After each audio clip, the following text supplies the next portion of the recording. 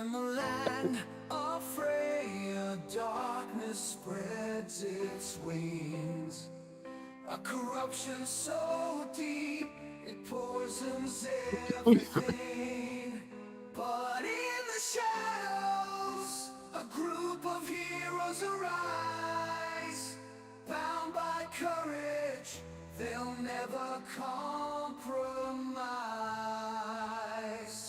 Through treacherous valleys and mountains high, they fight for justice, never questioning why. Their hearts ablaze, united they stand against the forces of evil hand in hand. Oh, hear the legends of our sacrifice. In the face of darkness, we will rise with valor in our hearts. We'll take a stand, defend us on Freya, we'll save the land. Welcome back, adventurers. Good evening, everybody. Matt Gary here for Geek Pride's Dungeons & Dragons 5th edition campaign, The Legend of Our Sacrifice. With me tonight, as always, we have Conrad as Arno Jerkel. With his Disney lightsaber, ladies and gents. We have Michael. Couldn't help yourself, could you? We have Michael as Tharval Eldon. Hello there. We have Jace as Brother Gadden. General Kenobi! We have Lecky as Bartholomew Pringle. Mom, why can't I go to Disneyland? Mark as Lance. I don't know what you're talking about. And Vic as Saren Sanguine. When I say that reprobates. I've got my lightsaber. How does this thing work? This one. I had a. I have one. I had a. No, it's let's not, get it's not, started. it's got no Let's get batteries. started. It's got no batteries. Yeah. I haven't touched mine in ages, so I turned the button off camera to see if it actually works or not. Way! Are we talking about lightsabers here, folks? Are we really talking about that? This doesn't normally Hey, happen. just go with hammer. It's hammer time. Right, okay. So we've had a no. we've had a fair bit of goings on actually. We've been away for a couple of weeks because people have been off to America doing American things, enjoying themselves and Living in America. ritually rubbing it in by sending photographs on a daily basis to the chat. We didn't even get the obligatory picture of you in a cell with a survival blanket picture that we were looking for. Yes. Sorry to disappoint. Okay, so there's been we had a bit of downtime, chat to see what was going on in the days leading up towards the enemy's sort of approach to the complex. Actually, I've got you on the wrong. You onto this.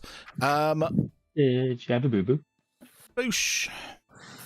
I just hope Yes, okay. I moved you on because there was going to be things there, but that's okay. They're not there. That's all right. Okay, so I think last people would have seen the group came to the wall, and there was an emissary there, and the emissary basically told them that they should leave. There's an enemy sort of coming, and I'm not sure did you encourage him in or did you capture him? I can't remember. You Captured. yes, you captured him, and the emissary was sort of brought into the sanctum, and then he was questioned politely, and then when his questions were not sort of giving any sort of well, I think Tharval and Saravel thought they could sort of turn him. They thought, well, we've turned Tiamat Redscale, who is now again. Yeah, Tiamat Redscale. We thought they could turn him. He was a fellow elf who'd been corrupted by the forces. Saravel's had sort of kind of semi-experience with this, having been in the Black Cells and stuff before. So they tried that. They failed. He sort of mentioned about his mother. Again, you can check this out if you haven't. It should be on the Discord or within the RP chat if you want to catch up with this. But they tried to sort of say, what would your mother think? How would your mother feel about this? And he just wasn't having it. And so I think the local head taker, the resident head taker, that would be Lance, lopped off his head. So that's 2 heads. I wasn't saying anything useful, so I cut him off short. Literally. So they killed him. And with that death, Tharaval rifled through his pockets and stuff. They found like an amulet, some gold, a piece of paper with sort of mother written in blood on it. And I think that was it. After that, then the cleric decided, Brother Gadden decided that he was going to question the dead body, and so propped up his head and proceeded to question it using one of his spells. What was the spell you used? Speak with the dead. Oh yeah, speak with the dead. Obviously, speak with the dead. No, he got some cryptic answers. Does anybody have the chat open and just kind of go through what you said, Jace, and what the sort of treacherous elf had to say in return? So the questions were, 1 second. So the questions were number 1. Was that loot? Shit, one. Pardon me. It'd be in the T-Loss campaign. No, I'm just looking up to see how far. So we asked number 1.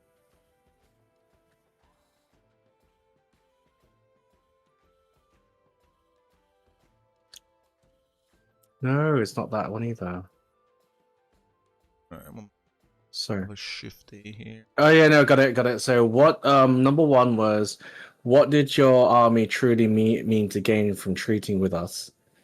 And then, what did the army truly mean to treat with us? And the elf's response was to see the measure. Then the second one was, how many soldiers is in the army that's coming toward us? And the dickhead said, do you want to RP this? Do you want to do the questions as do it. Your thing, and let's replay that whole thing from the conversation with. Okay. Again, if you're watching this online, then you can see it in the Discord, on the RP chat. You will not see people for a minute because I have to get the RP chat up to say my piece. So apologies. In fact, I can just do it on. Ignore me. I can just do it on my phone, so people. On your phone, I was about to say. I can do it on my phone. Ignore me. Okay. Wonder devices. Wunderbar. Okay. All right. So. Sorry, lost chat. There we go. All right. So. That's 5 answers, I believe. Okay. There we go. So we have. We just read it like a film script. Yes. Okay. So,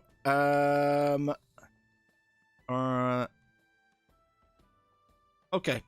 I think. Or no, this is you, Brother Gadden. It's 11:52 p.m. on the 22nd of May. If that helps.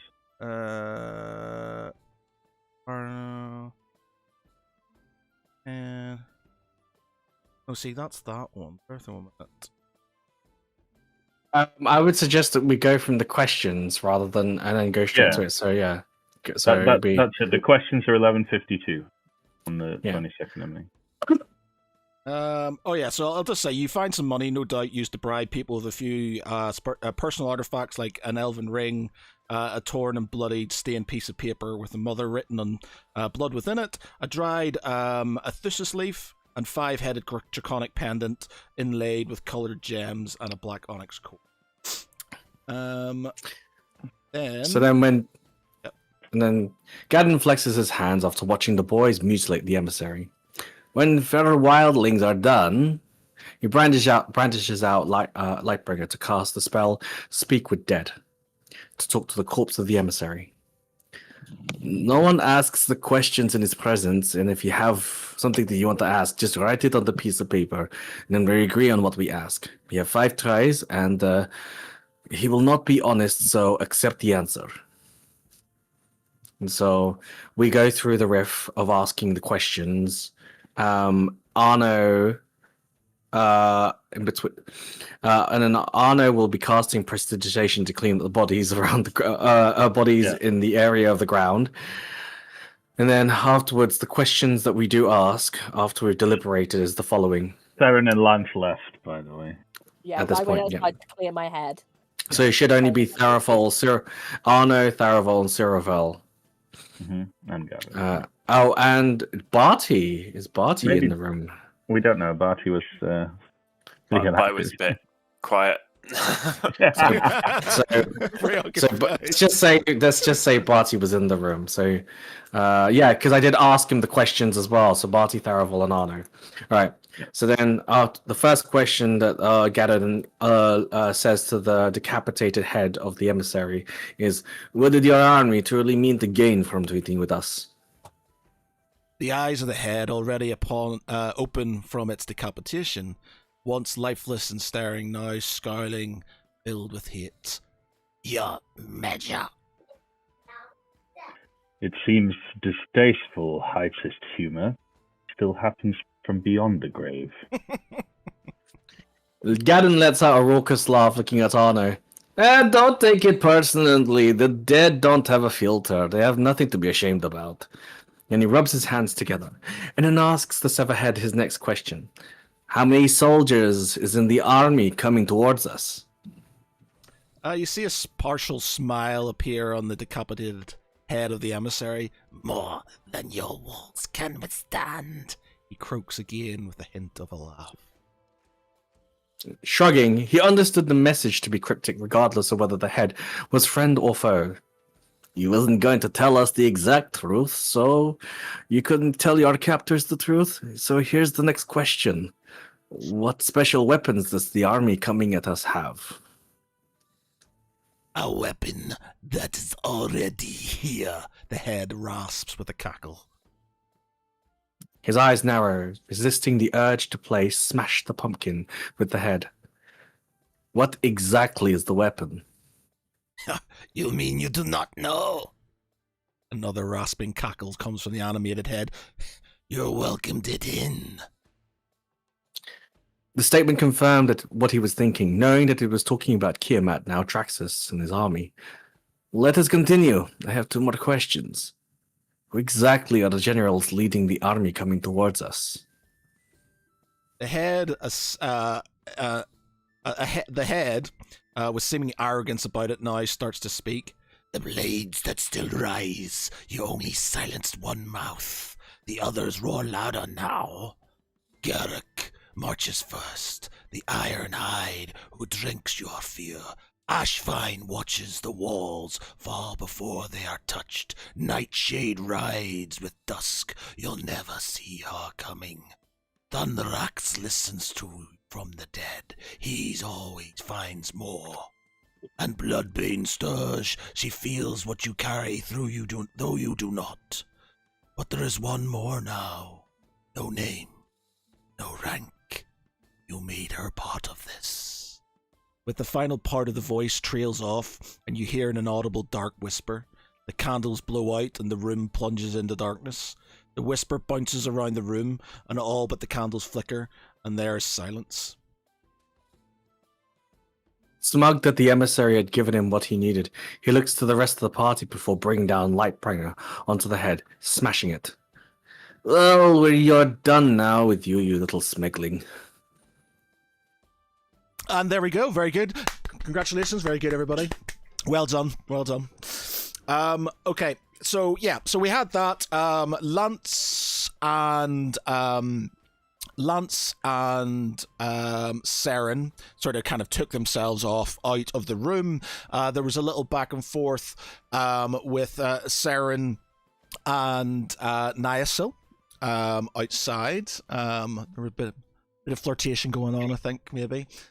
Just good friends. Just friends. Just friends. Never regretted the choice so much in my life. Yeah, it's a little bit in pieces going on. Saren's feeling a bit, explain how you're feeling at the minute, Saren. What's going on?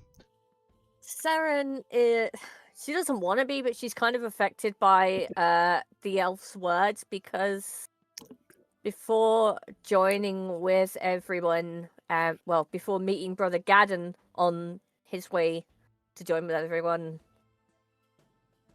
I was probably on the other side of all this. I was one of the people that would be causing the trouble rather than preventing it, and I'm having trouble kind of reconciling myself with what I've done and the fact that now I'm kind of on the other side. I don't see how I can ever put it right. I'm trying to find the bit that relates to you within that thing. I'm just seeing my meme of look that body. Whereabouts There we go. is it? It's just we're Arno casting prestidigitation. So that's Lance he's talking to. Oh yeah, wait a minute. That's right. What did you say beforehand? Oh, you say so. You can say you're a bit sorry. You might as well go through some of this and stuff, just so you know. It's quite good RP, so it's be worth it. So you've got yours. I step over and drop to knees in front of the emissary. That's it. Oh god, I've lost it now. Well, the emissary screams with anger, frustrated, and pain, and drops to his knees. He basically tried to. I think he tried to kill himself. He tried to kill himself, and Tharaval basically planted an arrow into his hand. The emissary screams with anger, frustrated, and pain, drops to his knees. And then Saren says, "I step." Have you got it, or do you want me to do it for you? I can't. I think I've scrolled up too far. It doesn't matter. It's okay. It's okay. God's sake. Okay, so Saren stops her knees in front of the emissary, and she whispers to him so that none of the others can hear. Yes, I am one of the lowborn. I am one of those who served my father served. Oh, that's right. Sorry, there's a bit before it that kind of makes some sort of context to it. Apologies. He turns and looks at Saren Sanguine, and we're one of us. You were one of us, one of the lowborn, one of those who tilled the earth, served the houses, shed their blood in the wars. Now you can side with such people.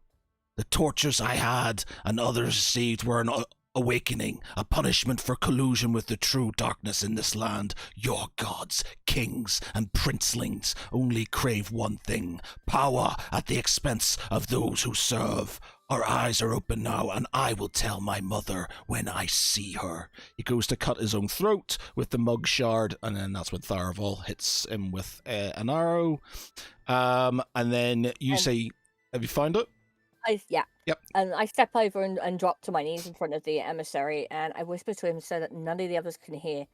Yes, I am one of the lowborn. I am one of those who served. My father in their fields, my mother in their homes, and it was the most painful thing to ever happen to watch my mother die before my eyes by something I could have prevented, something caused by my own actions. Yet I side with these. Do you know why? Because if Freya falls, how will we avenge our loved ones? How will you avenge your mother if the whole world is brought to ash? And after that, Lance basically ties his hands because he doesn't want him trying any sort of naughty things. Then he says, "This little sister is the world, what the world is: pain, bondage, servitude. My mother will be avenged when these lands' sins are burned away. Now either kill me or let me go. I'm not going to tell you anything. There is no pain you can inflict that I have not already endured, and you will torture you just prove my point." No, sorry. "And with your torture you just prove my point. You see yourselves as saviors, but you have your wrought on this land death, destruction, pain. If only you could see." You sadden me. I hope that wherever we go from here, your mother and mine find each other and she will gain some consolation that I tried to help you. I tried to help you see that you could help those like us instead of cutting us down like the people you claim to despise. You think Tiamat and her ilk will spare us? Because we are not highborn, we are not those who wield power? Your eyes are clouded, brother. Grief is powerful. Trust me, I know. But you are forging it into a weapon aimed at the wrong people. Lance squats before him. He says, "Stop speaking of my mother!" He screams and rocks in his chair. "You all stand there in your gleaming armor and you're praying to your false gods, craving only the next level of power. You are the cancer in this land that needs to be burnt out." And then Lance, you're up next. You want to? 1 sec while I find that bit.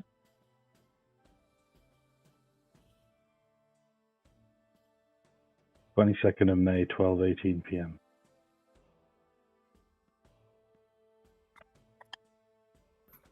Starts to look at me. Mm-hmm. We should have done this before the questioning. Now we go backwards. Yes. Like a podcast. Yeah, like We a don't do podcast. things It makes it Right, more we fun here? this way. I think that I just thought- happened yeah, simultaneously. yeah, I just thought we. And now we're back to the birth. It's like that episode of Red Dwarf. Yeah. Oh, dear. So, look at me. I was made to be a servant, an object. I was a bodyguard built to be expendable and to sacrifice myself for a wastrel. He made too many enemies, and I couldn't save him from all of them. So why am I here? Why am I trying to defend these lands from Tiamat and her ilk? Because life isn't pain. It's the little moments of wonder, the happy memories, and the friends we find and lose. Pain is awful, but it stops. One way or another. It leaves nothing good behind, but you can, if you will see past their lies. And what happiness have you seen, Warforged? The greed of your masters, the stupidity of your generals, friends dying, people suffering, lands burning. There is no happiness here anymore, but there could be. When the ashes nourish the soil and new blossoms rise, when Freya is once what it was, when servants like us did not have to serve anything but ones we loved. There is happiness to be found, if you look for it. The smile on a child's face when they first see a flower or taste honey. The wonder in a mother's eyes as she holds her newborn the first time. The look on the face of a friend when he realizes he has found his first love. And the happiness and pride in the eyes of a friend who has died, but upheld his or her beliefs and saved those that deserved a second chance. All Tiamat brings is death, corruption, and silence. There's no peace, no happiness. Only the silence of the grave with no one to visit. No flowers, just ash, as far as the eye can see. As her followers, you'll simply make yourselves one of the last to die. The emissary glares at you, takes a deep sigh, then relaxes in his chair. I guess we wait then. You are blind to the truth, but the truth will soon be here. Ask him. Nods towards Saravel. What you are in for, but be strong, my friends, he says, dripping in sarcasm. Be stronger than he was, because when you get through the pain, the truth awaits you. You will see it. I sigh. If only you were strong enough to build instead of being weak and embracing destruction. Because you cannot find the strength to fight. I am sure your mother would be ashamed of you. I stand up, and as I walk away, I say over my shoulder, "You're just lucky you had one." Arno, do you want to? Yeah. Hang on. It's no use. Do not lose yourselves to this creature. Kill him and be done with it. Or we find a way to truly uncover his thoughts. Do none of you have the ability to detect thoughts? He asks. Barksy Garden. I need some air. And Seren takes several steps back and just walks out of the room. It's brought too much too many memories for, and I need space to think. Draxus walks into the room. There is nothing we can learn from this emissary that we don't already know.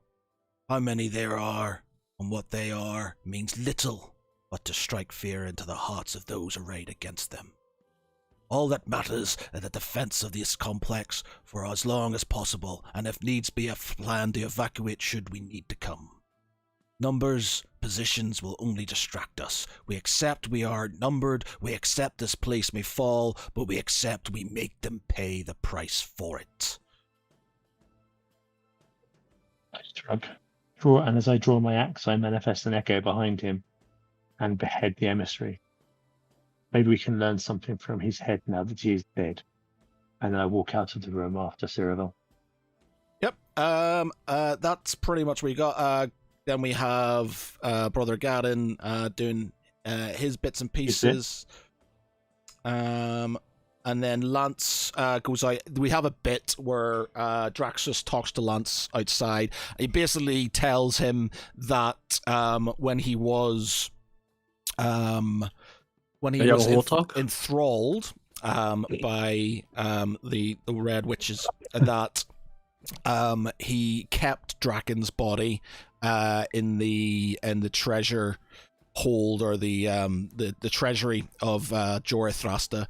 He couldn't quite bring, even though enthralled, couldn't quite bring himself to doing anything with it.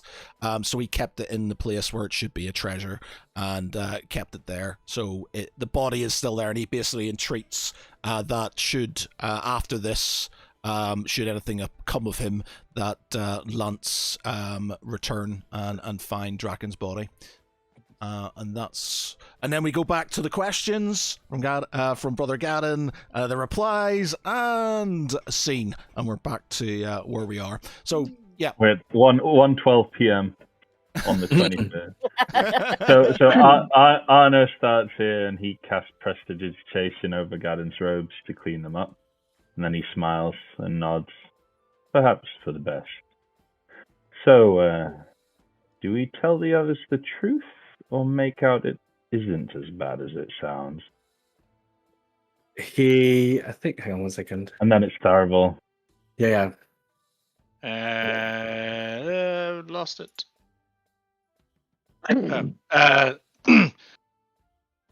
So basically, other than what we already knew, we know the names of those who are going to kill us. How very personal.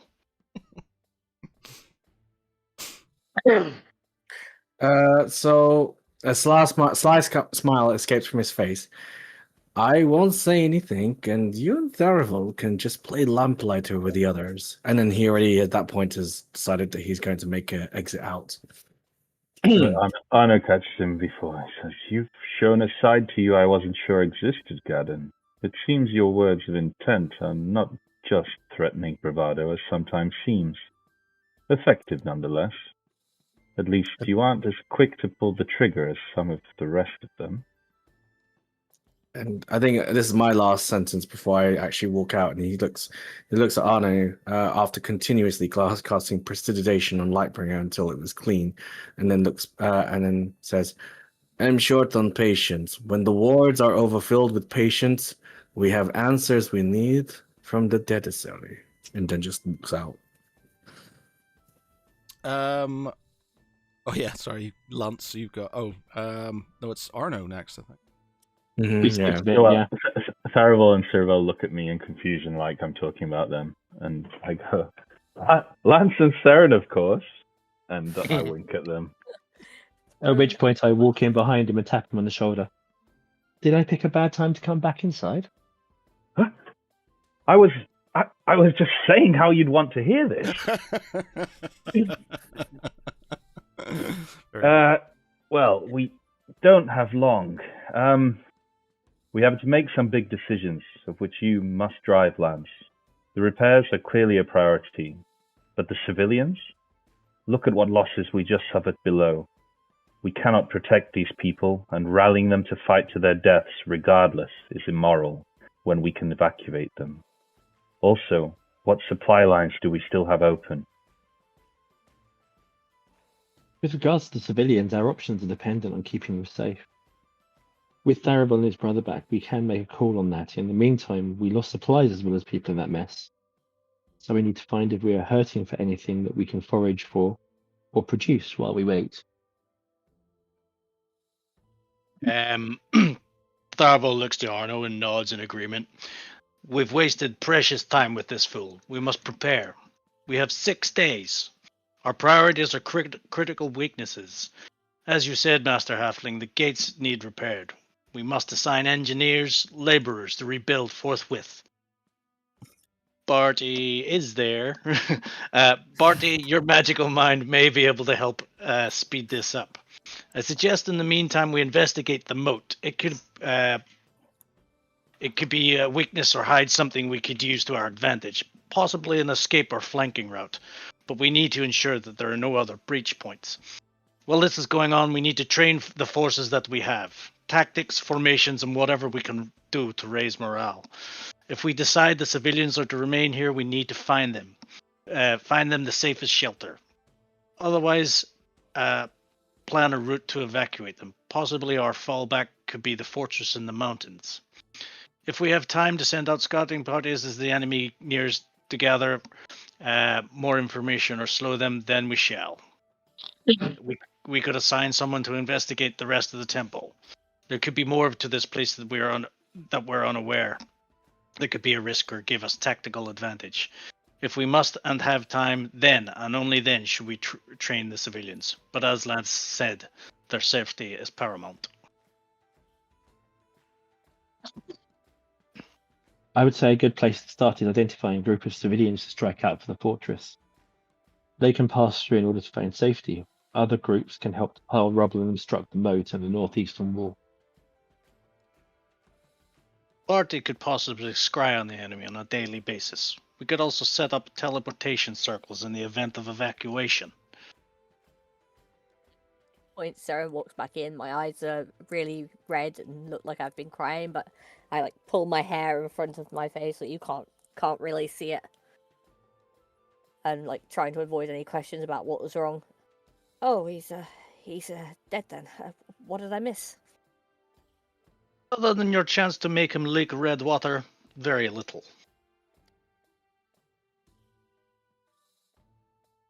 He tested the wrong feline's patience.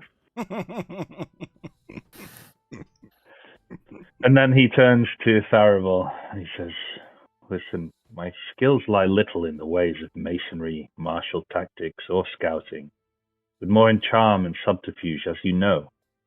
I can convince the biggest of doubters that the grass is blue and not green. If we find any strengths or weaknesses, I can put my mind to exploiting them. But I'm also happy to investigate the temple and this place's secrets. People talk, if I cannot find them alone."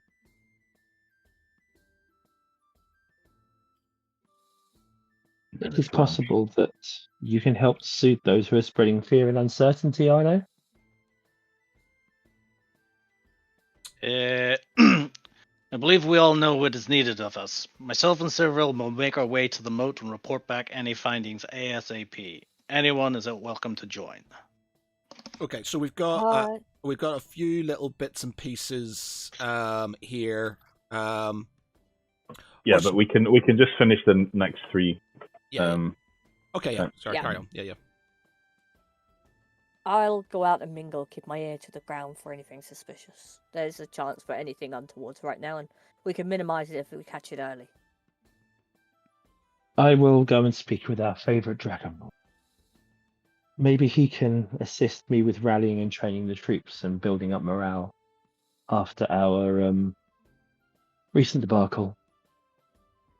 And then Arno will just say, "I'll begin with the civilians and form some kind of census so we know what it is we're dealing with." Barty, what are you going to do? And Brother Gadden as well. So what are you two off to do? Barty, go first. I can help with the moat. I think if that's... So I think, yeah, because that's... needs to be. Yeah, so you go off with... Because Tharivel goes out and he does some investigation, so you can sort of cut in when you go there. So we can retcon if you need to and stuff, so we can... we'll read out what he's got, and then you can sort of kind of jump in when you need to. Brother Gadden, what are you up to? He's going to go over to the infirmary and assess the situation with how many people are wounded and beyond, and like, yeah, basically how bad is it? Because if there's any soldiers that they can fight, he'll get them speedily back to health as soon as possible. But if there's people that are on their way out, we need to find a way to get them escaping with the civilians, if that's an option. Okay. All right. So, Tharavel basically takes himself off to the moat. We do some rolls and stuff. So, he notices Tharavel will say Tharavel and Barty go off to the moat. They notice that the let me get to the top of this. Yeah. You make your way to the southeastern corner.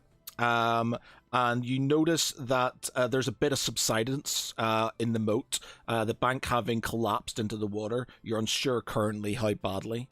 Tharavel then takes some water-breathing potion, and then sort of dives in to investigate. The water's very murky. It's and you're not really able to gauge anything. He tries to sort of find some fish and stuff to talk to, but again, it's too dark and murky with all the activity that's been on, so he doesn't really get anything. He gets out, by which point I guess you can, from this point, you can maybe talk to Barty if you want to.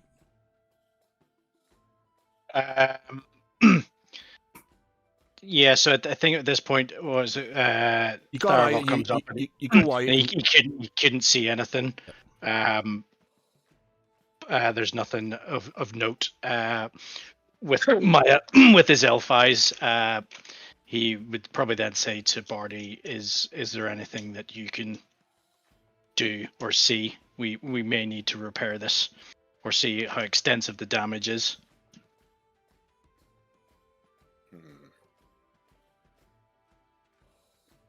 There is a little. If you don't worry, but there is a little bit of a, because he carries on. He does another bit of investigation. There is a bit. So if you haven't got anything, it's not the end of the world. Yeah, there's nothing that springs to mind. Okay.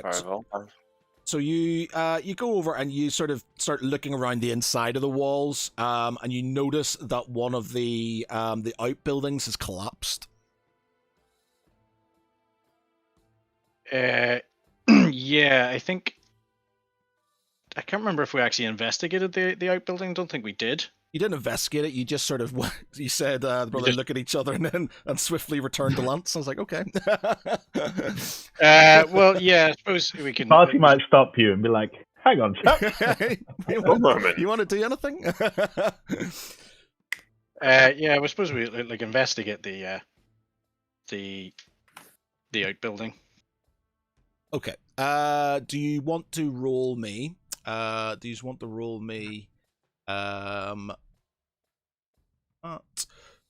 me some investigation rolls then, please. Do we get advantage?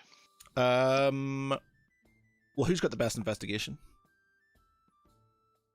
Mine is +4. It might be Barty, actually. Oh wait, hold on. Actually, no. Cerevel's isn't too bad. He's got +9. Oh. Why the fuck did I not use him before? Okay, right. Why was it in the moat? Yeah. Okay. So, yeah, with advantage because you've got Barty and stuff as well. You can see sort of as you're sort of kind of going through the remains of this. It's quite a small outhouse. You see that there's a little part of the part of the wall has sort of fallen into the moat itself. You also note that the level in the moat seems to be going down very slowly. As you can see, the sort of kind of line of where it was and where it is now. So the moat seems to be slowly draining.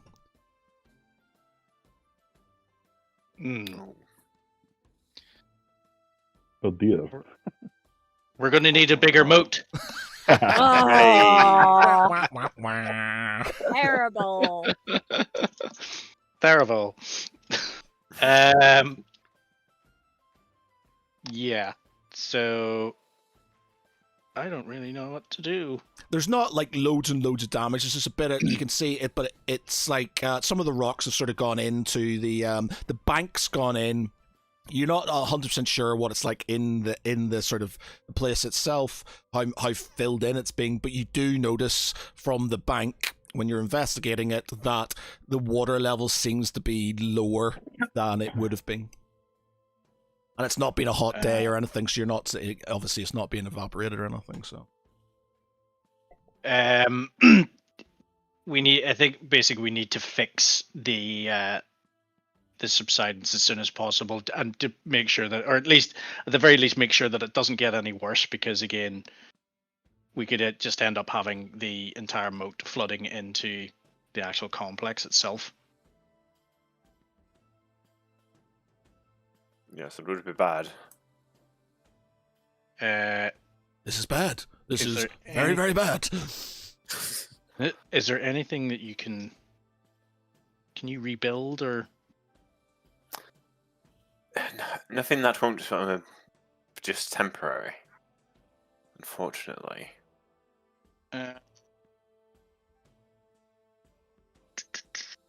You roll me a you've got roll me a what would it be? Sort of like, you know, figuring out like geography and location and stuff like that. Would it just be a history check, or? I think it'd be. The thing is, survival. I think Tharavol's got. I think both of them actually have. What is it? Deft Explorer, isn't it? Yeah. What does that say? I was thinking about that actually. What is that? What's the? And in dealing with others, you gain the canopy. Is it that? Is it? No. Shape. Oh, that was just. No, I was just looking at it. I accidentally pressed the wrong button, so I'm not proposing any. Water shaping. Yeah. It's a Natural Explorer. What's that? Can Particularly you use for the safe water to like divide the moat like Moses? She's done a week. Yeah, the 5 feet of water around the subsidence. Right. So Because Yeah, sometimes I mean, it's 'cause you're more- kind of shaping the water, aren't you? You're like just pushing it back, even though it's, you know, you're shaping the water still. Technically. 100%. Everything all right, Mark? You need to go or anything? No, Sarah's not happy because the cat's had an accident on the sofa while I was up here. Oh God. God. Yeah. Definitely not your watch. Yeah. it's good timing for you. You don't have to deal with it. Oh, he's gonna pay for No it later, though. consequences. He's gonna pay for that later. Yeah, pretty much. I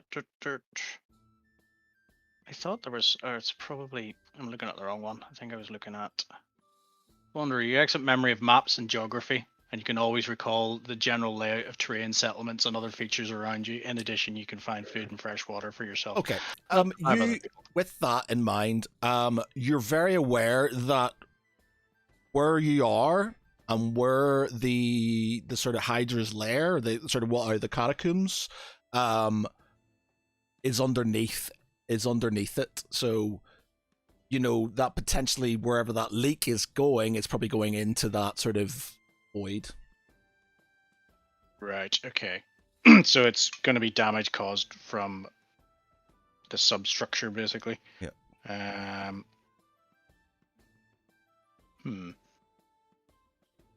Okay. Again, I don't really know what to do with it. We're going to have to send people down to fix and investigate. Actually, I suppose we could actually go into... We'll make our way to the substructure to actually get a better idea. And might show us something in there. Okay. All right, no problem. All right. So next up, we have Saren. You, You don your clothes. Sarah and Nigel kissing in a tree. We're past that. No, It's him. got worse. No, this is Pat. Obviously, got I think worse. she's probably This got. is- Yeah, she's obviously a bit distracted currently. So you pull your head. So she basically goes out. So she wants to go mingle, see if anything's happening, see what sort of people are talking about. If there's anything suspicious going on. I ask her to roll stealth.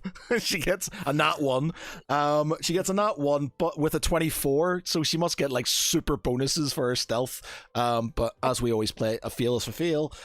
So she fails Trodden. miserably. And you pull your hood up and seamlessly mingle with the crowd. Unfortunately, you're unaware that the very moment you pulled your hood up and stepped forward, you stood in some extremely pungent animal waste.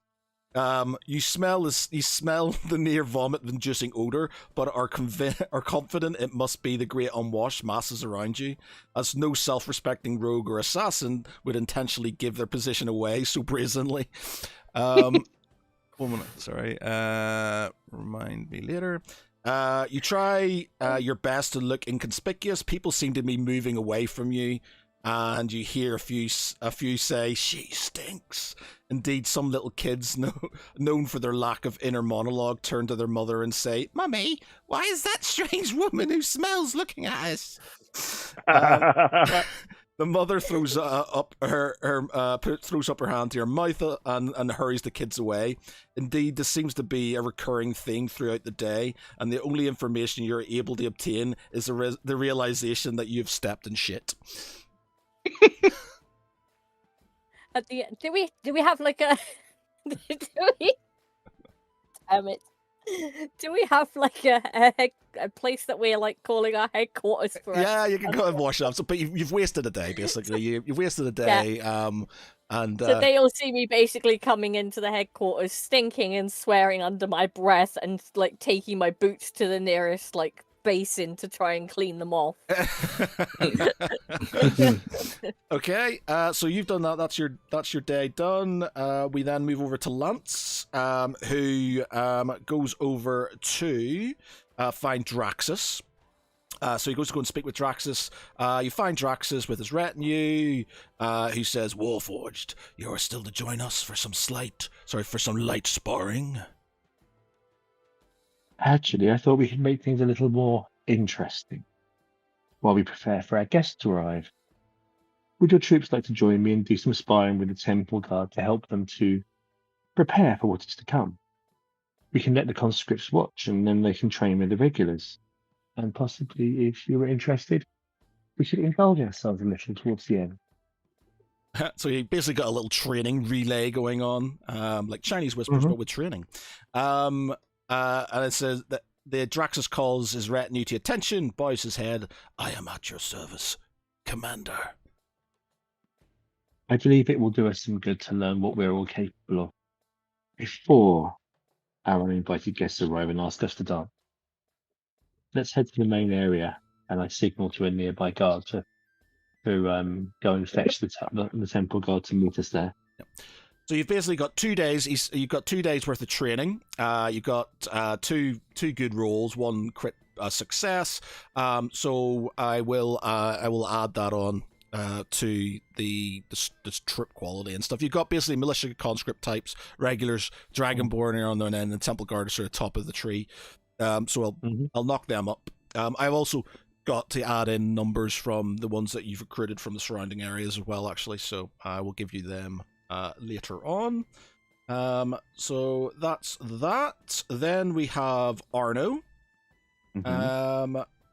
So what are you up to? So basically, I went out to ask around the guard captains to find out whether Sanctuary has any historical evidence of sieges before, what was effective, stuff like that. So I go and try and enlist the help of any scholars or brothers to help him spread the word of a welfare check and for people to congregate in the refugee camps and areas at specific times over the next couple of days. Yeah, so you manage to persuade a couple of the sort of younger monks to help you with it. It's going to take you about 3 days to basically survey the entire complex and all the outlying camps, refugee camps. So during this taking of the census, like in a bit of downtime, he asks one of the monks who's been taking some sort of leadership. He says, "My dear fellow, I have a question to ask about the history of the place, and I assume you may know something, as you're bound to have studied the local history while in employ here. Do you know of any historical sieges the sanctuary may have been under historically, and whether any unconventional methods were used to keep the enemies at bay?" One of the sort of younger monks called Ethelstan, if you know, you know, raises his eyebrows Vikings! excitedly. Well, no, that one was Athelstan. Athelstan, yeah. Athelstan, yeah. He raises his eyebrows excitedly and then basically starts to recite off the history of the temple complex from its foundation, allegedly by Bahamut himself, through to from the Portal War, the Caurelian Civil War, and then more contemporaneously the Belmer insurrection. He notes that you don't seem to know about that, and says, "Oh yes, not a well-known conflict, but one that results in the siege of this very temple and the sack of Stormwood, a precursor, in my opinion, to the beginning of the war. Indeed, the destruction of the heretics was the reason the corruption forces had the attack more conventionally, which resulted in their defeat at the Whispering Shore." He talks at length about the theories, the rise, the fall of the great houses, but talks about how the defenders use an underground canal system to not only attack the defenders from the rear, but also prevent the retreat afterwards. Arno takes a deep breath and exhales. "Interesting, Ethelstan. And tell me, are these same canals still in use, or at least existing today? Are there records of the network and every conceivable entry in the archives, perhaps?" Yes, well, the entrance through the storehouse is in the west of the complex, I believe, although I can't confirm the integrity of the tunnel system after the seismic activity. Oh, of course. But that cannot surely be the only entrance or exit. Sadly, that's the only place to go in. Exiting, I believe, there are surfaces to the south of Quickfield and in between Stoneberry, I believe. There was meant to be excavations made for a tunnel network between here and the Ristva Keep, but I have no idea how far along that got. I'm pretty sure the works were stopped when the war started. The High Paladin did know. Right. Thank you, Ethelstan. Listen, you keep up our mission here. It's very important. Don't miss anyone. But I must inform my compatriots with urgency. Carry on. And he scampers off back to try and find Tharavel or Lance. Yeah. Okay. Sweet. Cool. All right. So, what are we going to do? Everybody's kind of going off. Brother Gadden, you sort of make your way off to the infirmary, effectively. And you sort of ask the local attending monks about the injured, about the sort of infirmed and effectively the dying. You say there isn't many dying people. There's a few on their way out. He says there are a lot sort of injured from the sort of collapses, which are, I'm just going to roll. Actually, I am going to roll a d6. Ooh. 229 casualties currently within the sort of infirmary, and of those,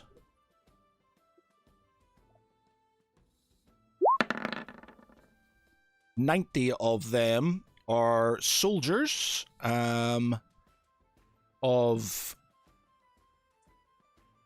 well, we'll say just regulars. 90 of them are sort of kind of regular soldiers. The rest are sort of civilians. So, is anybody? Are there any people within that list of casualties that are of notable rank?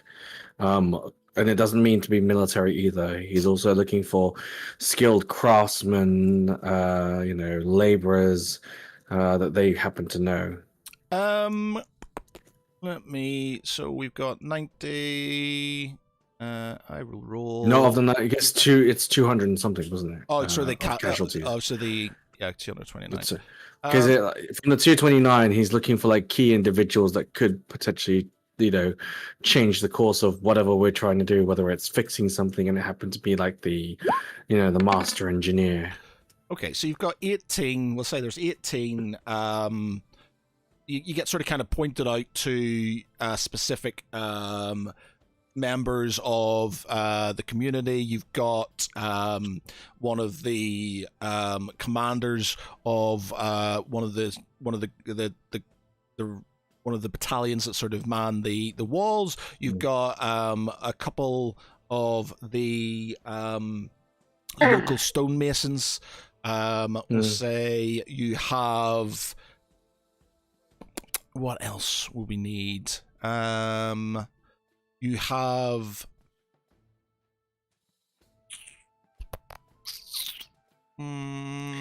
Are there also people that are injured that are like healers? Are there spellcasters of the notable rank in there in that 18? Yeah, or is it just like? I haven't put a lot of thought into it, but yes. We'll say that there is. You've got 5 or so healers in there. You've got 5 sort of stonemasons and stuff. You've got 5 high-ranking sort of soldiers of some sort, and you've got 3 just sort of I don't know what else we can throw in there. Farmers. Okay.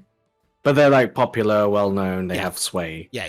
All right, cool. So he's gonna. What he'll do is gonna go systematically and get the healers first up and running as quickly as possible, and then get them to heal the rest of them. But he's gonna look for one particular, whoever the most seasoned of the bunch in the commanding group, because then I think he's gonna from what he can tell, even though Lance has got like the favor of the Knight Commander, he still needs other people to encourage and go through things.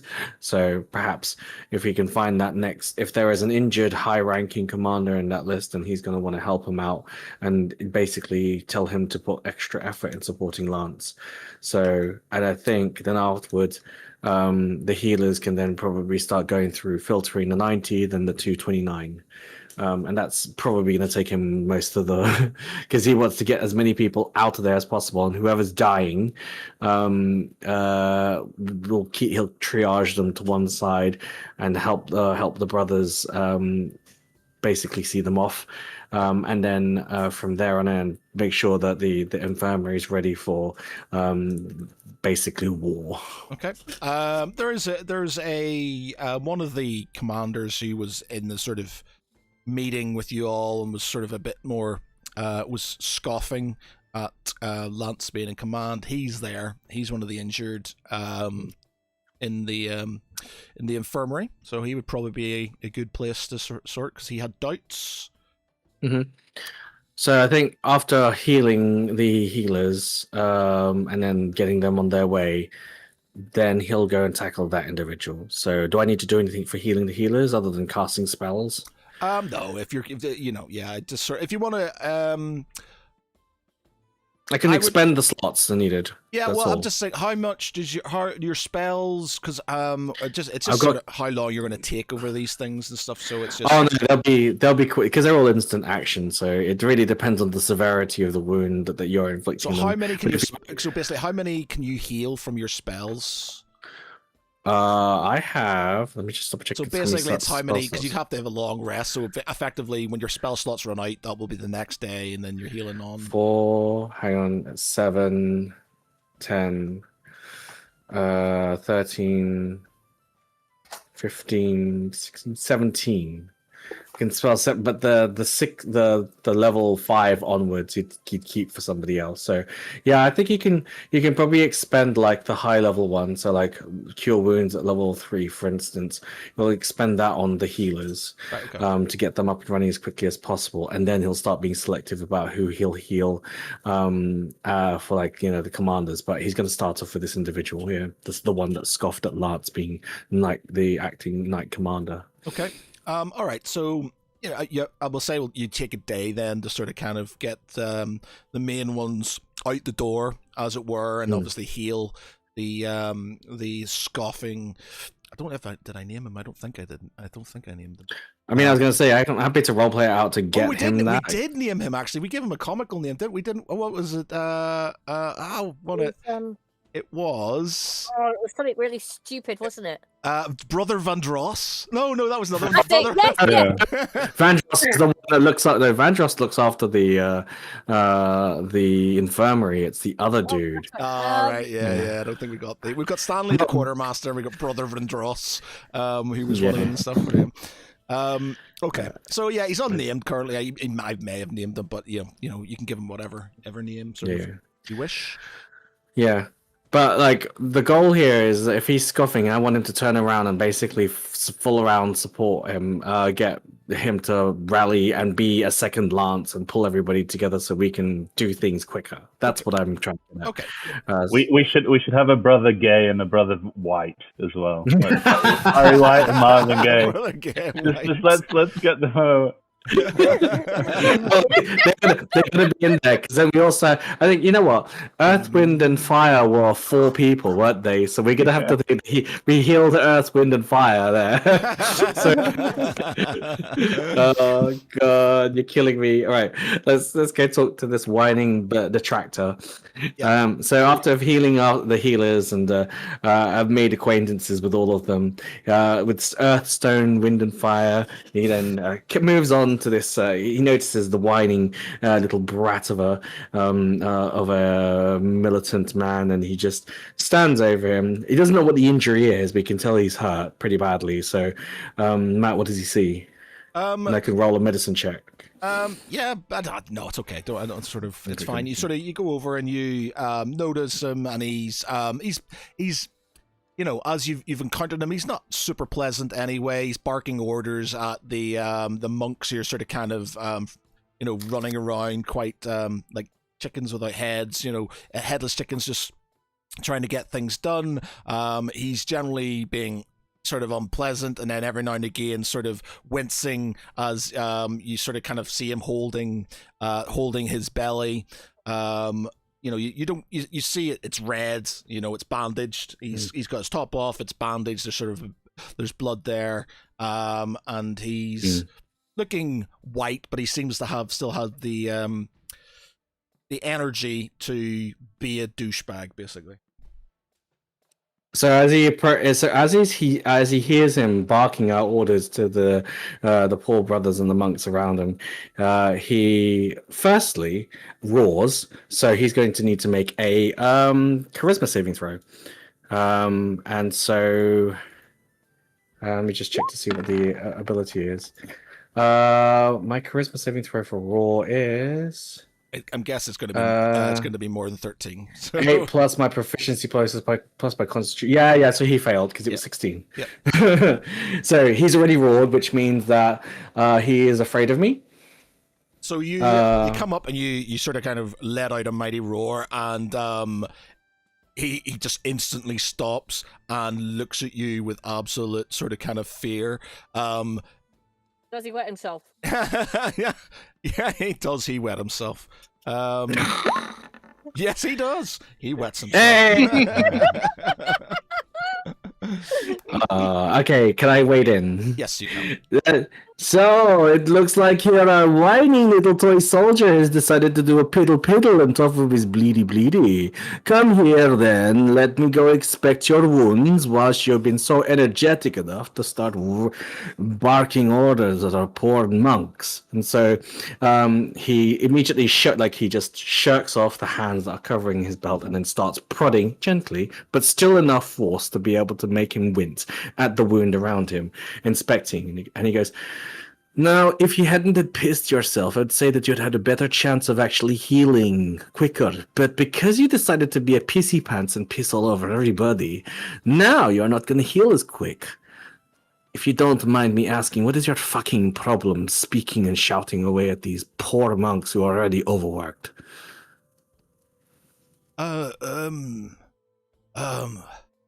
Just a bit useless.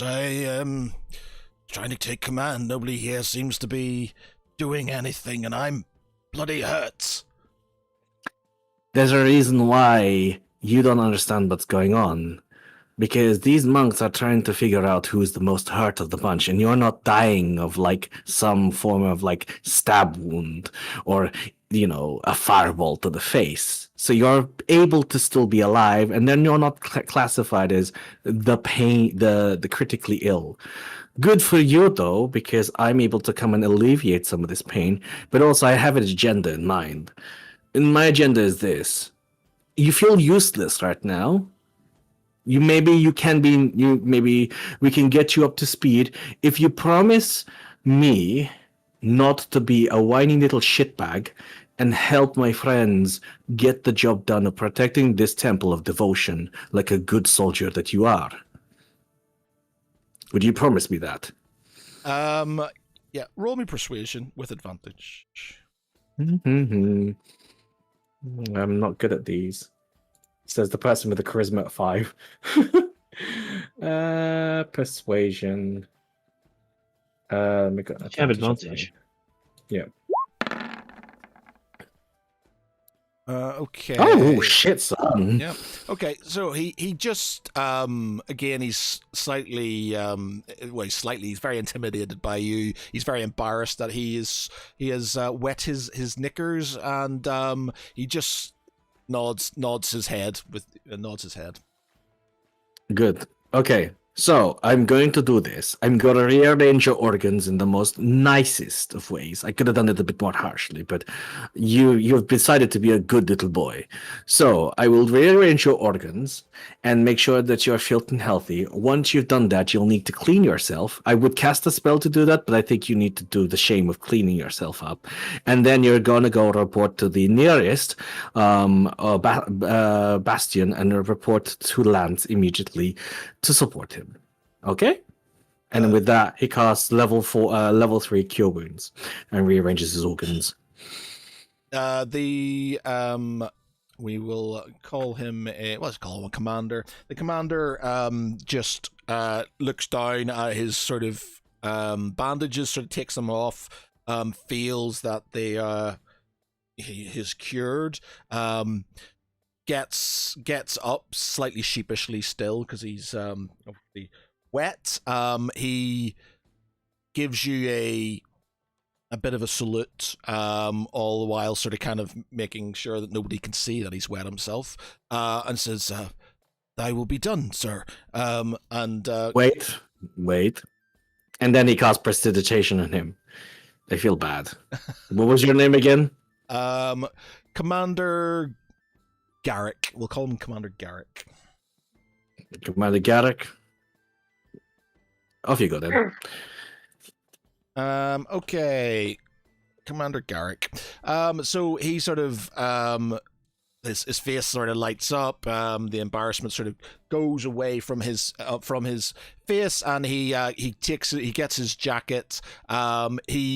As he's about to leave, he gets bumped into by one of the monks. He's about to sort of say something to him, but then sort of cocks a head around and looks at you. You obviously stare back, and he just dusts off his shoulder a bit and takes himself off out of the infirmary. And then for the rest of it, he's going to spend basically trying to clear out the 229 different people. Hopefully, there's not lots of dying people, but yeah, he'll be there for the most part. And then I think he doesn't have a sending stone, but if he gets a chance, he'll try and if he sees one of the party members, he'll send them a message within 30 foot to just basically say he's stuck here in the infirmary trying to get people out of them. Okay. Yeah. Okay. So with that many people, I don't know if you're going to be able to do it in a day. If you're trying to mend. No. He's going to pace himself and do it over the 6 days. Okay. Right. There's just no way he's going to do it. Okay. Cool. Right. So you're spending the rest of your time sort of healing these people up. Okay. Barty, Tharaval, Saravel, you were taking you were coming back, or what were you guys doing? We were going back down into where the Hydra was, I believe. Yeah. Okay, so you make your way back through the catacombs. You see that the place is sort of being burnt out. It smells of charred flesh, and this sort of pungent, sweet smell of cooking, meat and fungus. The caverns themselves, you see a bit of you obviously see a little bit of light where some of the subsidences have within the center of the complex. You see another bit where the wall sort of kind of caved in.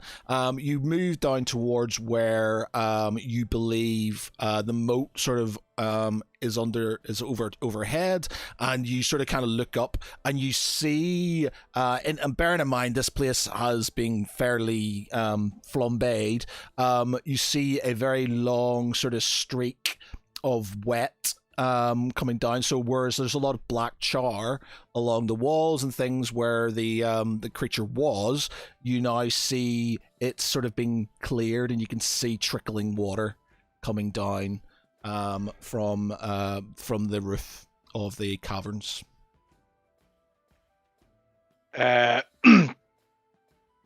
Zaravel and Saravel sort of look at each other with concern and look to Barty, and they're like, "This is not good. This could come down at any minute. We need to get this repaired." I don't think there's really much that they can do other than just sort of report it. They don't have anything. I don't think they've got anything that they actually can. Oh, because we don't want to get bogged you down in sort of the minutiae of it all. You on your way, I'm going to assume you'll have grabbed one of the sort of local. You'll grab a local mason or engineer or something to sort of help you sort of understand what's going on when you so you take yourself down. He's down there with you. And he sort of looks at it, and looks at the sort of kind of supporting columns, and sort of. He does the teeth. He does the. Teeth, yeah. It's teeth dry. What we call it, teeth dry. What we call it, teeth dry. I love. Question. Yeah, and he says. He says it's only a small hole currently, but. Without being sure on how much damage is under the sort of kind of main buttressing support column up there, it could take years. It could take months for anything to happen. It might never happen. It might just be a constant trickle.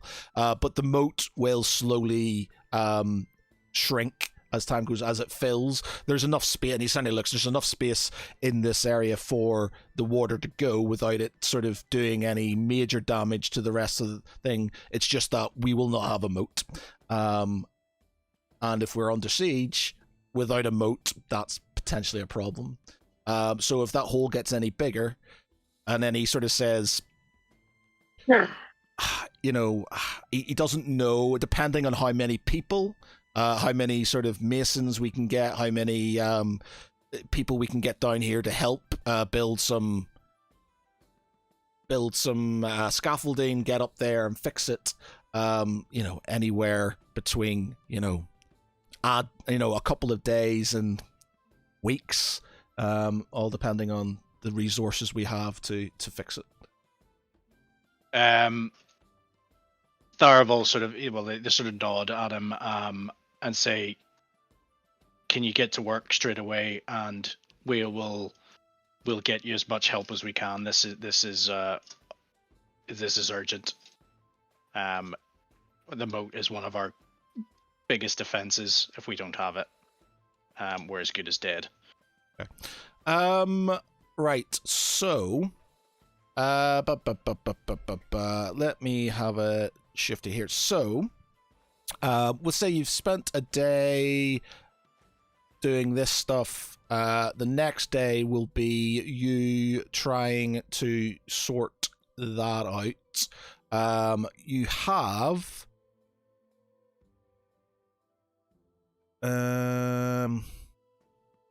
have the stonemasons that Brother Gadden has kindly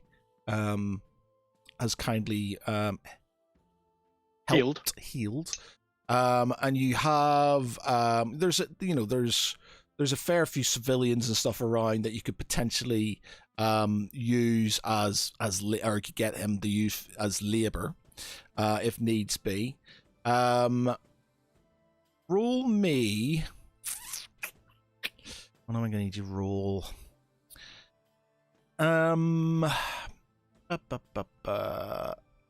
Okay. Roll me persuasion. To basically, you need to sort of go around, persuade some of the local not merchants, the local builders, craftsmen, anybody who can sort of has any sort of skill that would help fix this to come and help you, other than sort of do other things. Okay, yeah, that's fine. So you got your 5 stonemasons. You've got a good number of local sort of craftsmen and stuff to help you. It will take you then. I'm just going to roll a D4, and because you got a good persuasion roll, you can re-roll it if you want.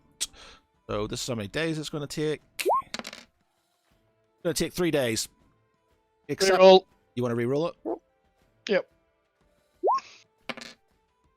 God damn it! It's going to take 4 days. You got 4 to your 6 days to fix that area. Which, yeah, okay. Okay, so I suppose Tharavel, they don't need to be there for that. No, they can just they leave can carry on and everything. Yeah, they can just do the thing. Okay. So they will head back to Lance to give an update and what else? And basically sort of think about what they're going to do next. Okay, so that's your day 1 done. It's going to take 4 days for that, which would take it up to day 5, which would mean 1 day left with those guys to do other things if needs be. Okay. Arno, what were you doing? I was heading back. Obviously, it would have taken some hours on day 1 to plan everything and get the roped in, get the brother roped in and everything. So I'm happy for on day 2 to have asked these questions, but I would have asked it quite early. So on day 2, I'll go and try and find. I want to speak to Tharavel mainly, but if I can't find him, I'll speak to Lance. Well, Lance is out. You'll see him in sort of either or. You'll see he's in the square just training people and stuff, so you'll no doubt be able to see him and talk to him if needs be. Tharavel, he's had a day, and if it's on day 2, he'll probably be wandering around, sort of making his way back, I guess, to find Lance too, I guess, and then you can both intersect and see, find Lance and meet together. Yeah, that's fine. Let's time it so that we get there together. Okay, so you sort of make your way into the central courtyard. You see this sort of quite grand-looking sort of, well, effectively like a parade in front of you. You've got layers of troops of different qualities sort of standing there in their different formations within the center. You've got Draxus in front, sort of kind of doing different thrusts and things. You've got some of his Dragonborn lieutenants sort of out front and going up, like straightening out weapons, sort of barking orders at different soldiers. And then you've got Lance sort of standing there overseeing the whole thing. Okay. Do I see Tharavel? Yeah, so Tharavel sort of kind of comes in from the southeast as you're coming in from the southwest. Okay. I know, sort of waves and sort of hurriedly tip, walks over to him to sort of intercept. I said, Tharavel, how's the moat? It is. Barty, you're here as well, by the way. So just unless you want to be somewhere else, you're more than welcome. No, I'll tag along. Yep. The news isn't great, but I have men working on it. They hopefully should have it finished in a number of days. Cutting it fine then. Well, just to add more to our woes of what is on our doorstep. We're bound to get something go right for us soon enough. I have been hoping to bump into you, but perhaps it would be wise to let Lance hear this as well.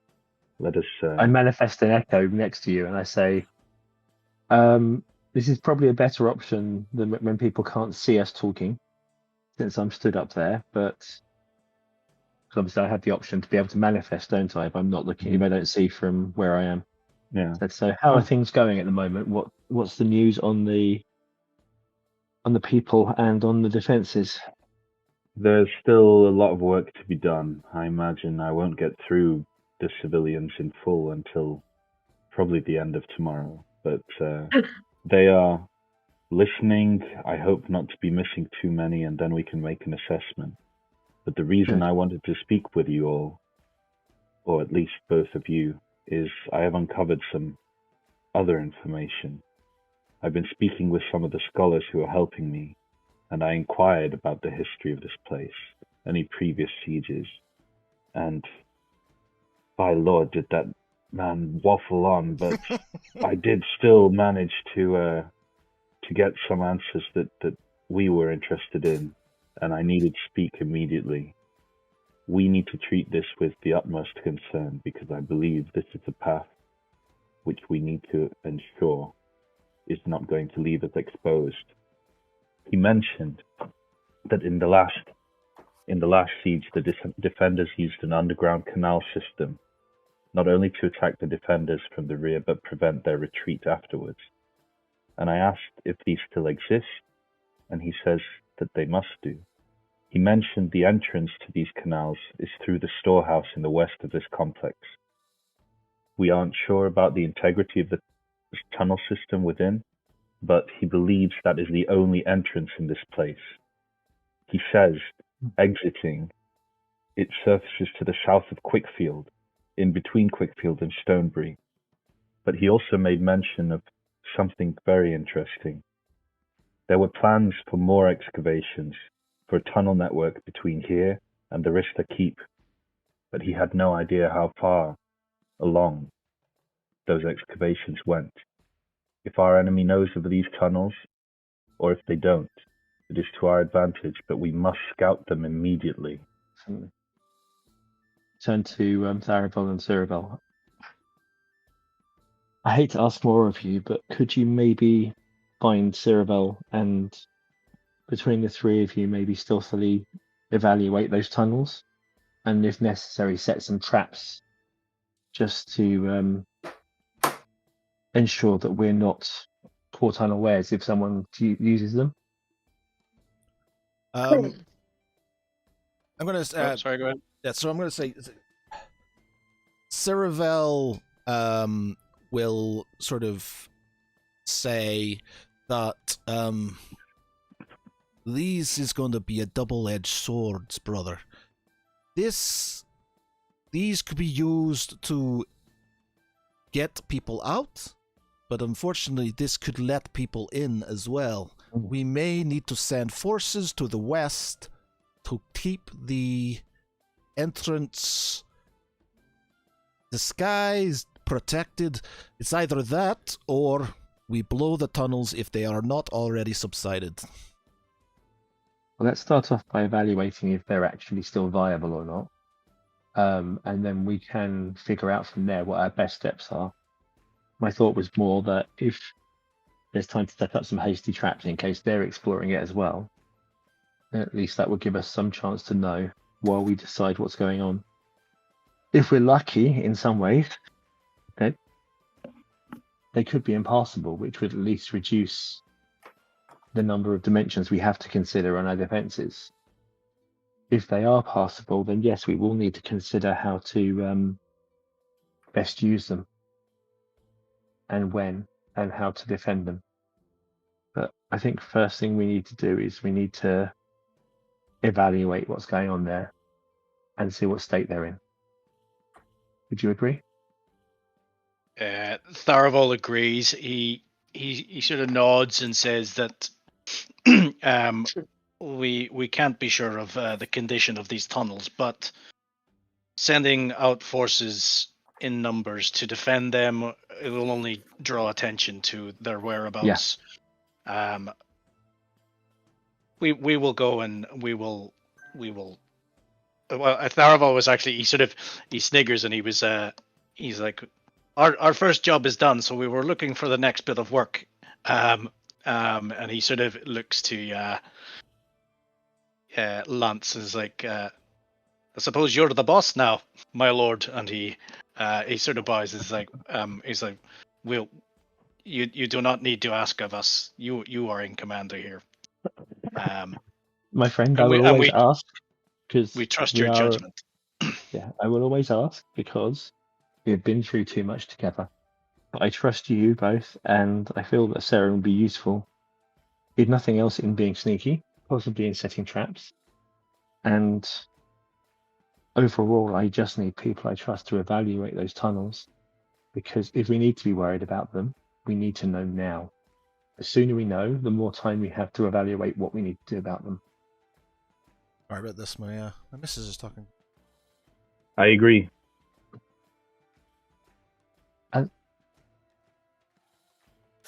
As regards to as you said, Tharavel, your other job, you were looking at the moats. Could I just get an idea of where things are going there? By the way, Barty, if you need to say anything, you're just sort of sitting there. No, it's all right. I'm just cracking. Yeah. Currently the detailed version is the moat is leaking into the catacombs. The mason has looked over it. He's given a vague description of the damage. He's said that it could hold for years. It could crumble in a day or two. But I have men working on it as we speak, and they will hopefully be completed in a few days. If we can find more men to help, then it will speed up the process. We can but hope in that regard, then.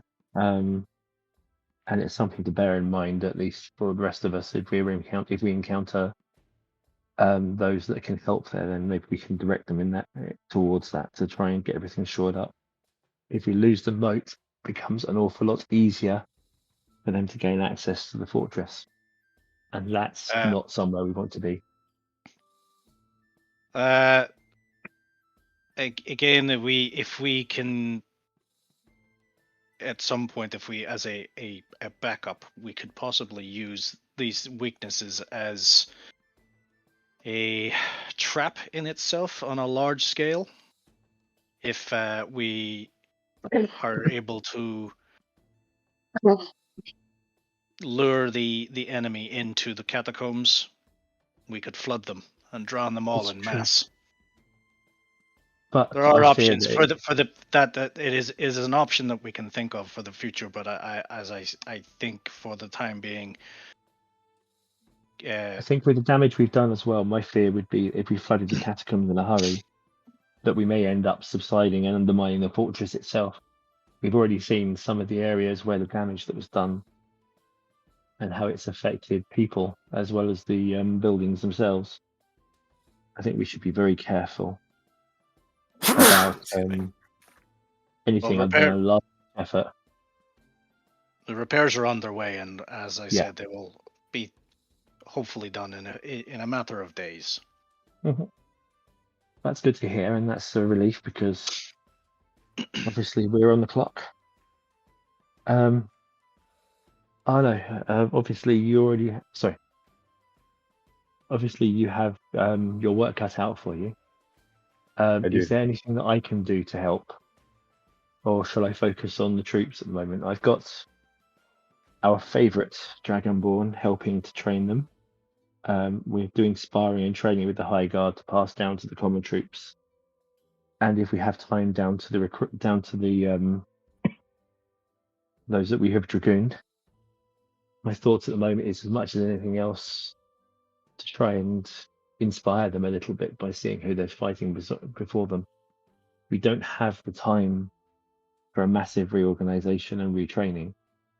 So I think to some extent inspiration is our best option at the moment.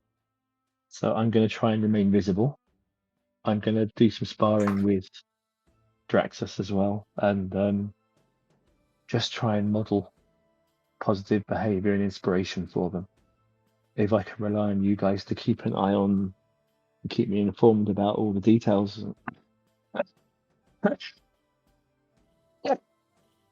I think at the moment all we can do is just try and add up as many small fixes as possible and drive things from there. Barty, Yes. Would it be possible, if Arno introduces you to that young monk, that you can maybe work with him and see if you can get any more information out of him that would be useful, or get access to the books that he was reading to see if there's anything you can find that may give us a unfair advantage, because I think we'll need everything we can get.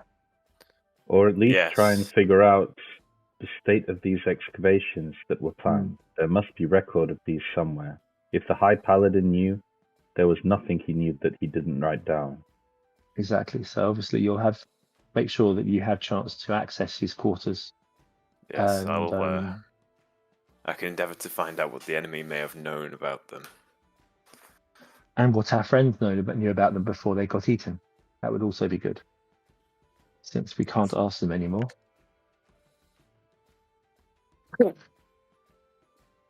Nothing so much fun as half truths and a large handful of hope. Would you agree? Yes. Okay, so Saren, after your sort of day, because I think you're going to be tasked with something else now. You sort of kind of stumble in, cussing under your breath and sort of sniffing in the air and stuff just to make sure that this stank has left you definitely. So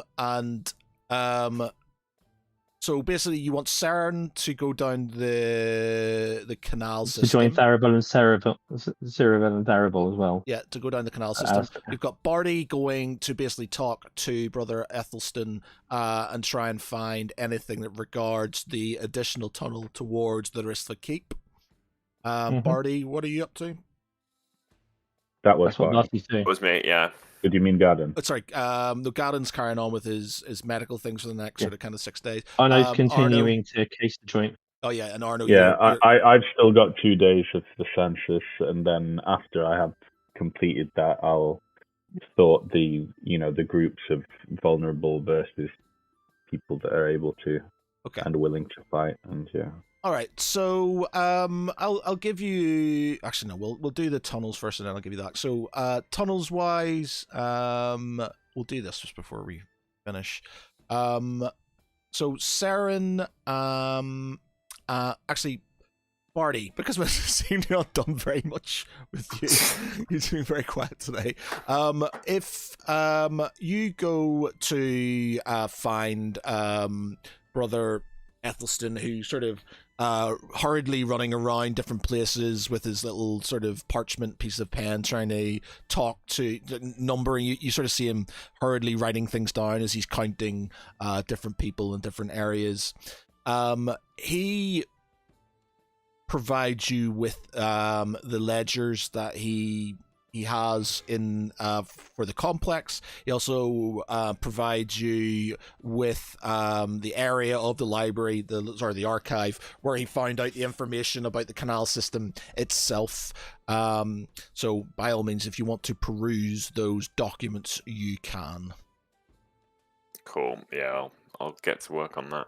Okay. Roll me a is it investigation, I guess? Roll me an investigation. Oh. Okay, investigation. An 8. Okay, so initially you're not finding anything of any sort of major note. Give me another one for the for the ledgers. Another investigation. Yeah, give me another investigation. Do you not have any numbers to swap in since we've gone through a couple? I used a good one. Yeah, the others were just super low. Okay, so it's day 2 though. Is it a new day? Day 2. Yeah, it's a new day. Yeah. Oh, nice. Yeah. It's a new dawn. It's a new day. Okay, so just for after. Garbage. Yeah. Okay, so you find within the sort of High Paladin sort of documents and ledgers and things, you find a document that relates to the excavations that sort of lead from the northern bastion within the keep. You can see it's got one of the circular things on top of it, which is here. There is a tunnel that comes out from just behind. It was started from just behind it, and it leads to the Ristva Keep. The document says that it seems to the initial excavation itself seems to have been completed.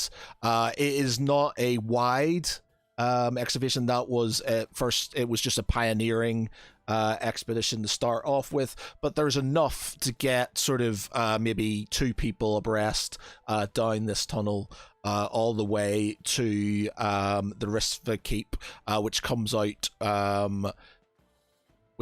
sort of within the keep itself. You sort of find out that the exits and the entrance are sort of glyphed. So there are glyphs to sort of be used to get in and to get out again. And within the document itself, there are these glyphs that you can use to sort of get in and out.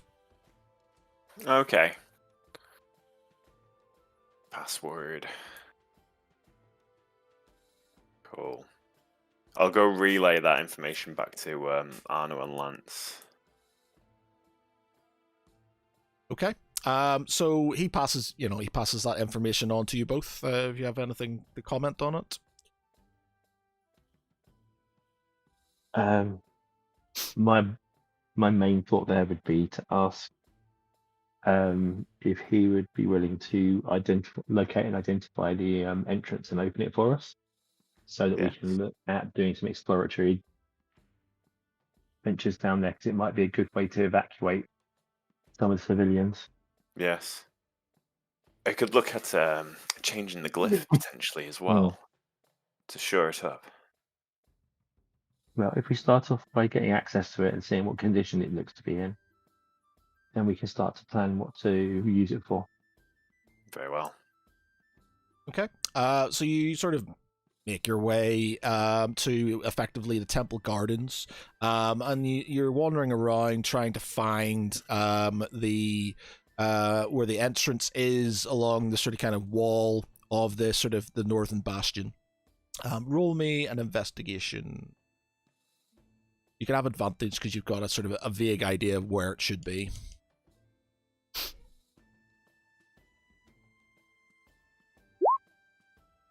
Yeah, you're not really. You're fine. You're in the area, and you're sort of rubbing up and your finger around the sort of cracks of the walls and stuff to see if there's any sort of protruding parts or any buttons or anything that you can see. Currently, you can't find anything. Give me one more investigation roll.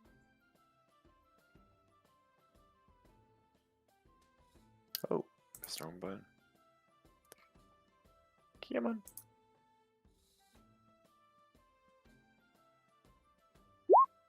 Yep. Okay, that'll do. All right. So you sort of stand back, and you sort of notice that some of the sort of shrubbery in and around the wall is slightly less overgrown than sort of some of the other parts of the wall itself. You go up and you start sort of kind of feeling around the rock, and as you do, you feel a click. As you do, you press this sort of part of stone that sort of comes in. As you do, it sort of slides away, and this glowing glyph just appears sort of from behind the stone face. Nice. And I will reciprocate with the glyph that I got from the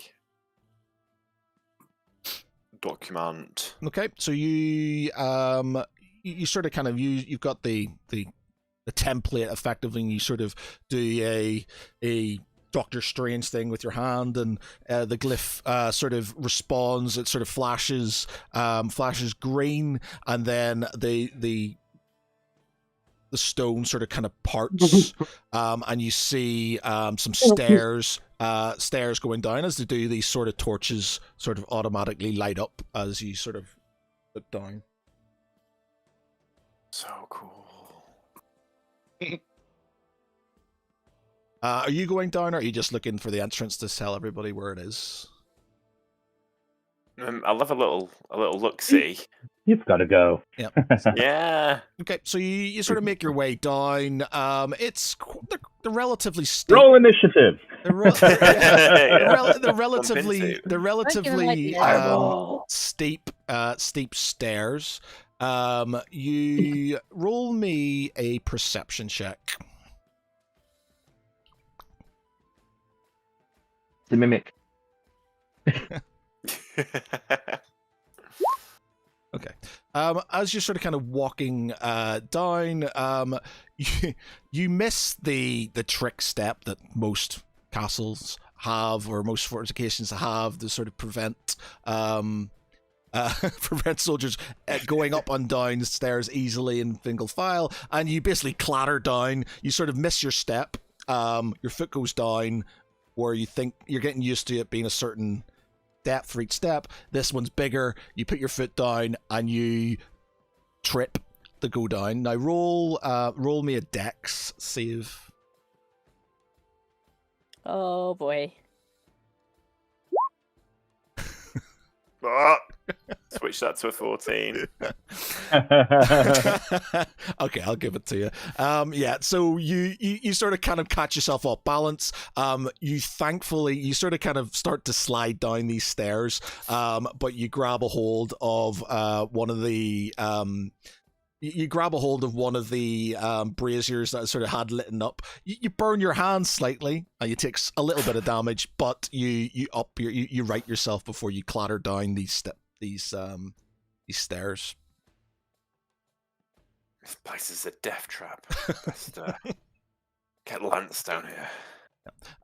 As you sort of kind of you make your way a lot more carefully down these steps, down the stairs. You roll me another perception check.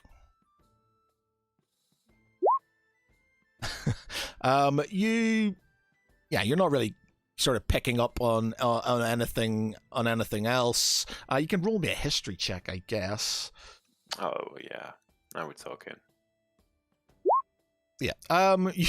You know, from similar sort of designs of from similar fortifications and stuff, you're pretty sure there will be some sort of some sort of traps. Some sort of traps sort of in the wall somewhere. You're not seeing them. You're not obviously trained to see them, but there's going to be traps of some sort down here. You're assuming that because you have the right glyph to go through, that they haven't activated, so you're safe enough. You make your way down, you sort of hit the bottom. It takes you good sort of 5-10 minutes to sort of, proceed down, but you hit the bottom, and you see a long, dark tunnel. There are braziers that, again, seem to sort of kind of light up as you sort of go further down it, but there's only enough room for at least two people abreast to sort of make its way down, and it just goes straight in a northeasterly direction. Okay. Sweet. Okay, you just gonna go back up again? Yeah, I'll head back and report my findings. Okay, cool. All right. Saren, Tharval, Ciravel, you make your way to the entrance of the canal system within the storehouse in the western part of the complex. There is there's sort of some boats with some old some cargo and stuff. Obviously the canal system is still in use to get supplies and things there faster than from the road itself. There is a sort of kind of boat there, and there is a very, very narrow sort of walkway along the side, generally I guess where the horses would sort of pull heavier cargo if needs be.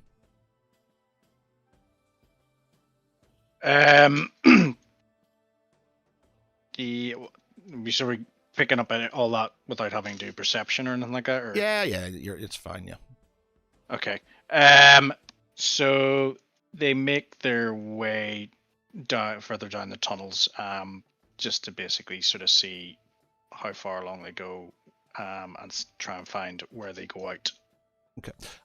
What condition they're in. Yeah. So you make your way through, and you're going for at least an hour along the way, and there doesn't seem to be any obstructions. Seems to be pretty free of where it is.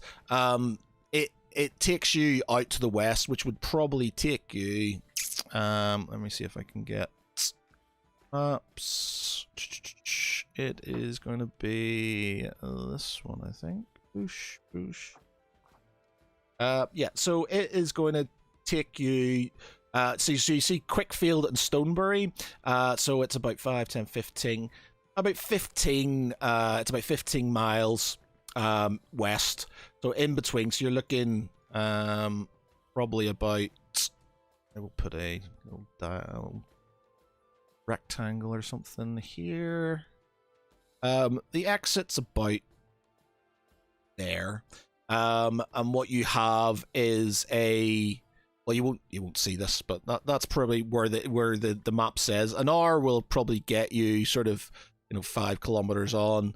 There's another 10-15 take you sort of half a day maybe to get there, half a day to get back if you're wanting to have a look.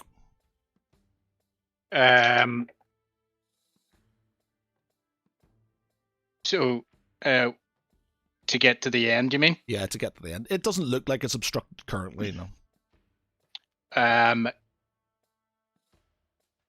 Yeah, they'll continue on it.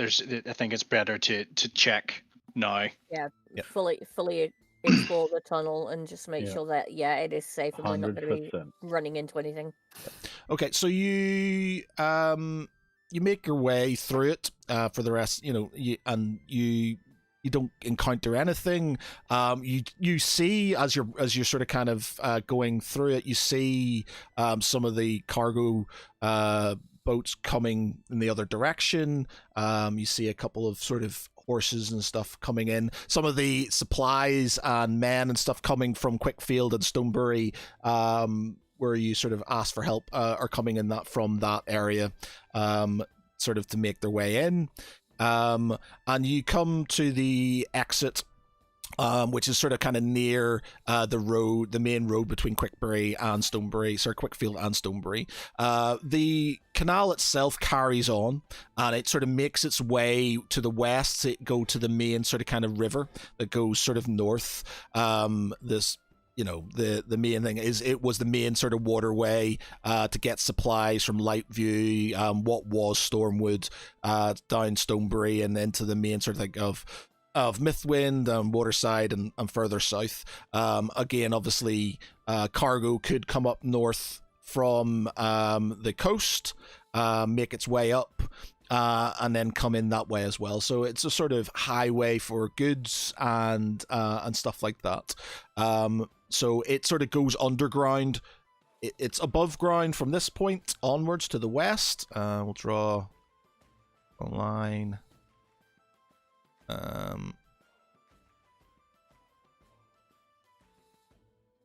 No, that is a square. We do not want square. We want freehand. So, actually, we'll do a different color. So,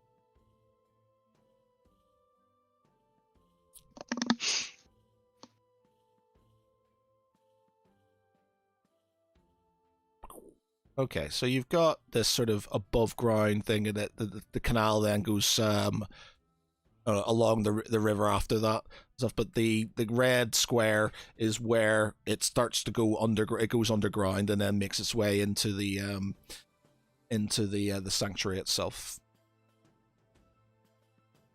Okay. I think basically they need to do what they can to just make sure that it's hidden, and if anybody does possibly sort of come across it, that they don't. So you saying it's currently being used for people transporting goods? Yeah, people are moving in and out of there at the minute and stuff. It's being used. Right. We don't want to alert people that we've found the tunnel, but we also don't want people able to get to us. Well, the locals will, Quickfield and stuff, they'll know about it because they will use it as supply routes to get some heavier goods and stuff down it. So they'll know, and that's obviously some of the heavier sort of supplies and stuff you've got from those places will be coming in from there. Obviously, the enemy hasn't made its way to there yet, but if they find it, then that is as much as it's a way out, it's also a way in. We need to fortify it somehow.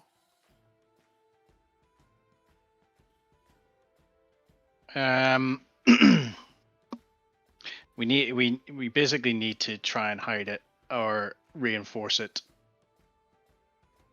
but still keep the supply line open.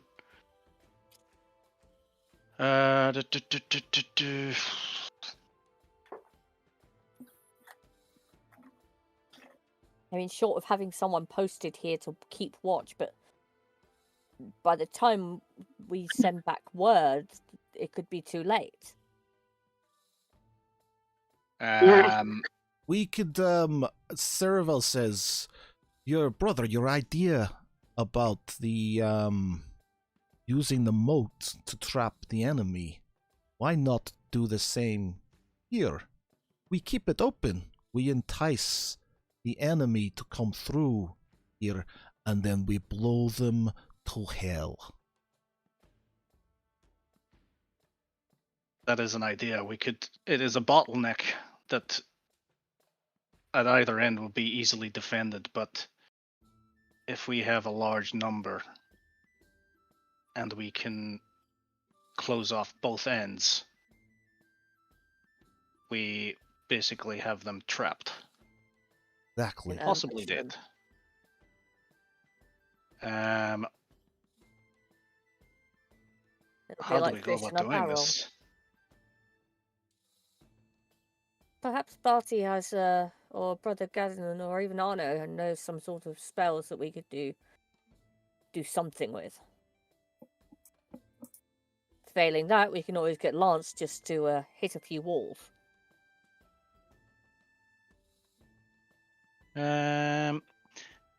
Again, part of it is we could use it as a defensive sort of trap, but then at the same time, if we stack forces in the tunnel, and if it isn't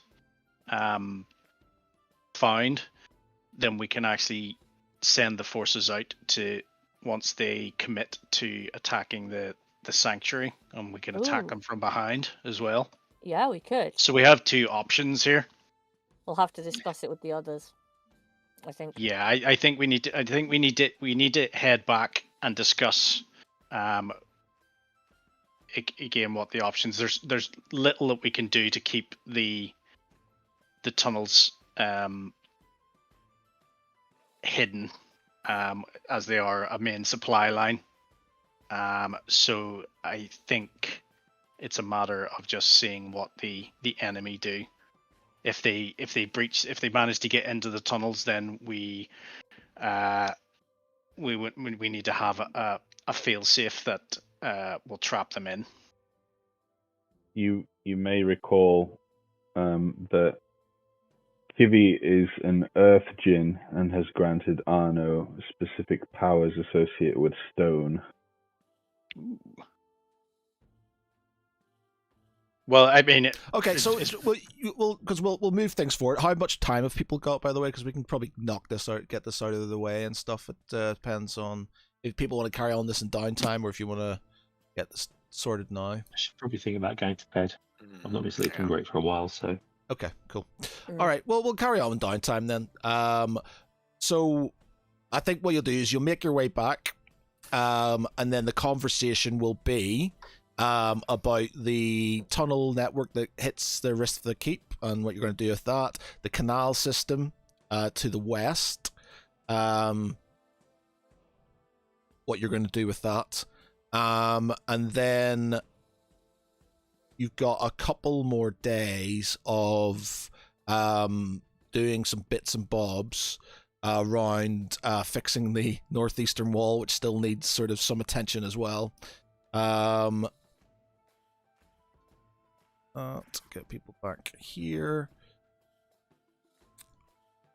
You'll get your survey on, how many people are there, so you'll get that, within, and you'll have 3 days to spare to decide. Well, I'd say it's 3 days. It's 3 days, and then that's when the enemy starts to appear. Obviously, to surround the keep and stuff like that, it'll give you a bit more time. So you'll have maybe a bit more time to sort of excavate, sort of evacuate if you need to. I guess that's it. And if anybody wants to do any getting some more supplies in beforehand, then what's that orange line, by the way, on the? I'm marking which wall it is that's fucked up because Yeah. I can't seem to remember every single time. Yeah. You keep saying that it's the northeastern wall, and I'm like, which wall is it again? So it's the one here, isn't it? This one. Okay, 1 second. There you go. Okay, got you. All right, cool. Yeah, it's that one. Yeah, that's sort of still damaged. You've got the moats. Basically, your damage is there, and you've got the moat as well, which I'll put Liam marker over. You got the moat down there where there's some issues. Okay,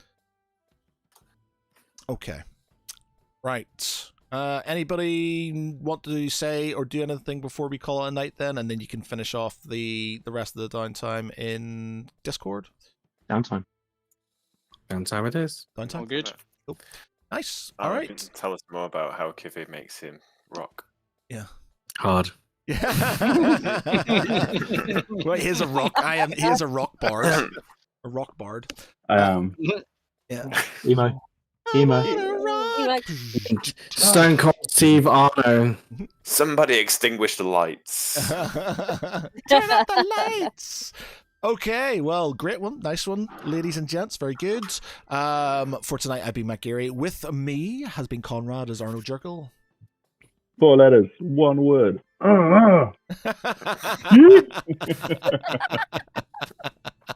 Michael is Tharavel Eldon. It's Mega Maid. She's gone from suck to blow. GS's brother Gavin. This has been a rock for the ages. We have Lecky as Bartholomew Pringle. Insert funny pop culture reference here. Marcus Lance. And we have Vic as Saren Sanguine. Mi dispiace, non lo so. Night, everybody. Bye.